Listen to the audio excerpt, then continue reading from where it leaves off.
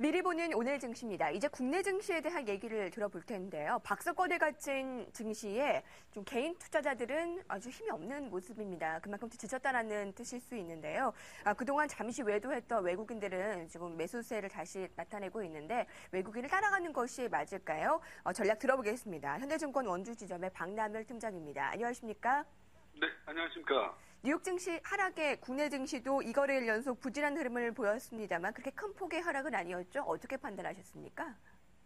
네, 어제장 정리를 좀 해보게 되면요. 미국 증시가 그간 상승했다는 밸류에이션 부담으로 하락세를 보이고 있음에도 불구하고요. 우리나라 코스피는 오전 하락을 점차 만회하는 모습을 보였고요. 그래서 약보합으로 마감을 했습니다. 이는 아마 최근 경기 회복세를 보이고 있는 유럽을 비롯한 중국 경제 연착륙 가능성으로 국내 경기 민감 산업 업황이 저점을 통과했다는 인식이 확산되고 있다는 점이 아마 주요 요인으로 판단되고 있습니다. 특히 전기 전자 업종에 대한 외국인의 집중적인 매수세가 이어졌고요. 그다음에 하반기 업황 둔화 우려가 점차 시작되고 있다고 판단되고 있으며 업종 분류 순환매 양상을 보이고 있다라고 보시면 되겠다라고 말씀을 드립니다. 단지 이제 상승률로 보게 되면 건설 업종이 좀 올랐고요. 섬유의복, 기계, 은행 업종이 소폭 상승을 했고 시총 상위 종목에서는 삼성 SDI가 4% 정도 올라갔고요. 삼성과 현대중공업 조선 섹터가 2% 이상 상승하는 그런 흐름이었다라고 말씀드릴 수 있습니다. 지난주 상승 흐름을 보였던 국내 증시가 이번 주 들어 반등 탄력이 약화되고 있지만 폭이 확대되지 않고 있어가지고 견조한 모습을 아마 나타날 것으로 판단하고 있습니다. 네, 지난주 중후반부터 반등 탄력이 줄어들고는 있지만 그렇게 아래로서의 급격한 하락도 없는 상황인데요. 이렇게 박스권에 지친 개인 투자자들의 시장 이탈도 좀 가속화되고 있는 것 같습니다. 포인트를 잡아볼 텐데요. 오늘장에 유의해야 할 핵심 포인트, 코스피와 코스닥으로 나뉘어서 설명을 해주시면 좋을 것 같네요.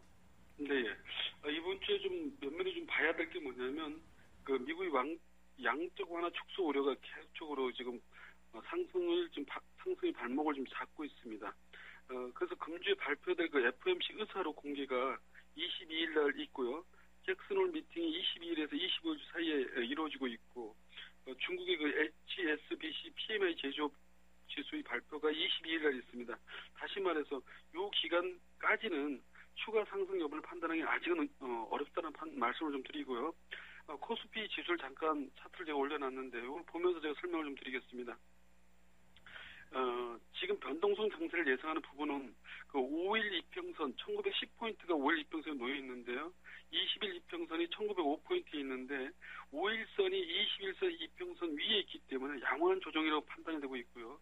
이번 주 후반에 예정되어 있던 조금 전에 말씀드렸던 그런 부분에 의해서 변동성 강세는 좀 연출이 될 수 있는데요. 1900선 지지를 만약에 하면서 그 기간 동안 계획적으로 짧은 박스권을 유지가 된다면 향후에 1930포인트 돌파한다면 아마 대형주 포트 비중 확대는 아마 시장에서 열어놓을 필요가 있다는 말씀 드리고요. 당분간 눈치 보기 장세를 예상할 수 있다는 부분을 말씀을 좀 드립니다. 코스닥을 좀 보게 되면 코스닥은 지금 현재 가격 조정이 이루어졌는데요. 7월 30일 날 갭 상승한 이후에 7일간 음봉으로 야금야금 빠졌죠. 그 다음에 8월 16일 날 갭 하락한 이후에 양봉을 만들어서 상승 갭을 메꾼 상태고요. 자, 그렇게 돼서 이번 주에 오늘부터 552포인트 이상으로 만약 재차 상승한다면 아마 종목별 수익률 게임은 지속될 수 있는 흐름으로 코스닥 쪽에서 나올 수 있는 그런 흐름이 전개될 것으로 판단되고 있습니다. 단지 우리가 보는 것은 기관과 외국인들의 매수의 수급에 의한 것이 아니라 모멘텀 플레이를 하고 있다는 부분을 체크해 보시면 되겠다라고 말씀을 드립니다. 네.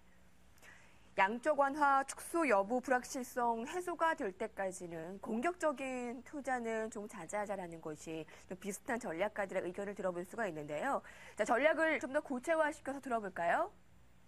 예, 이제 실적에 대한 이제 언급은 거의 다 마무리되어 가고 있는 시즌에 와 있고요. 이제는 뭘 보셔야 되냐면 수급과 모멘텀이 양호하냐느냐, 그거에 의해서 종목별 장세가 좀 이룰 수 있기 때문에 단기 대응하는 전략을 좀 말씀을 좀 드리고요. 섹터별로 보게 되면 지금 현재 거래소에는 화학과 철강, 조선, 기계 섹터가 좀 맞물려 들어가고 있다는 부분 보시면 됩니다. 지금 시장은 미국 시장과의 그 연동 흐름이 과거보다는 약화되었다는 건 아마 누구나 다들 아실 겁니다. 중국 증시와 상관관계가 더더욱 높을 수 있기 때문에 장중 10시 전후로 해서 중국 증시 흐름을 보면서 또 섹터를 좀 공략해 보십시오라는 말씀을 드리고요. 그다음에 중소형주 섹터를 좀 좋아하시는 분들은 지금 그 2주 이후에 9월 5일이죠. 그때 출시 예정인 그 삼성에서 그 출시하는 그 갤럭시 기아 손목이 차는 그런 그 갤럭시 기아라는 그 제품이 나오는데요. 이게 뭐냐면 플렉서블 관련한 그 제품이죠. 그러니까 손목에도 찰 수 있다는 표현으로서 그 영어 표현으로서 웨어러블 뭐 스마트 관련 섹터라고 표현을 해드렸는데요. 이 관련해서는 뭐 DSK가 있고 DGI, 하이셀, 아이 컴포넌트 이런 종목 섹터가 있는데 무엇을 보셔야 되냐면 최근에 이런 제품이 나오게 되면은 어떤 장비가 필요로 하게 되냐면 플렉서블 프린팅 오토 번동 시스템이 장비가 필요한데 여기에 보유하고 있는 종목 중에서 DSK 한번 주목을 해보십사라고 말씀을 드리고요. 왜 그런 거 아니에요? 휘어질 수 있는 플렉서블 디스플레이 필수적인 정기적 검사 장비는 당연히 그 장비 자체에서 들어가야 되기 때문에 다른 종목군들은 모르겠지만 다른 종목이 어떤 특수한 그 재료와 소재가 들어가는지까지는 저희들은 알 수는 없습니다. 분명한 것은 이런 장비는 분명히 필요하다는 부분을 체크해 보시고요. 그리고 섹터를 공략을 하실 때 실적과 모멘텀이 있어야 되는데 실적이 적자인 회사들은 진짜로 단기에 능한 그 개인 투자자라면 가능하지만 실적이 좋지 않은 그 종목은 좀 피해달라.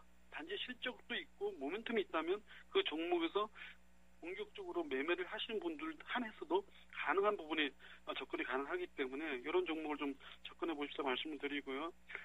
또 하나 통신 장비가 뭐에 관심 있게 보셔야 되냐면 주파수 경매가 아마 진행되고 있습니다. 아마 7일이나 8일 정도면 아마 통신 3사 중에서 누가 선택이 될지는 아마 체크가 되겠죠.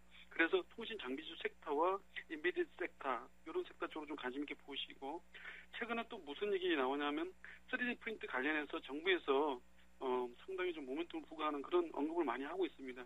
그리고 관련 섹터 역시도 급등하지 않은 이상이라면 눌림목이 발생이 된다면 접근하셔도 수익률 제고에 아마 크게 좀 보탬이 되지 않을까 이런 판단을 해봅니다. 네, 그렇군요. 수급과 모멘텀이 양호한 개별 종목에 관심, 특히 박남일 팀장께서는 신기술 관련주에 대해서 주목을 하고 있습니다. 웨어러블 스마트 관련주, 그러니까 스마트워치라든가 뭐 새로운 기술에 대한 관련주, 3D 프린팅 관련주들, 그 종목들에 대한 언급을 들어볼 수가 있었네요. 박남일 팀장이었습니다. 잘 들었습니다. 고맙습니다. 네, 감사합니다.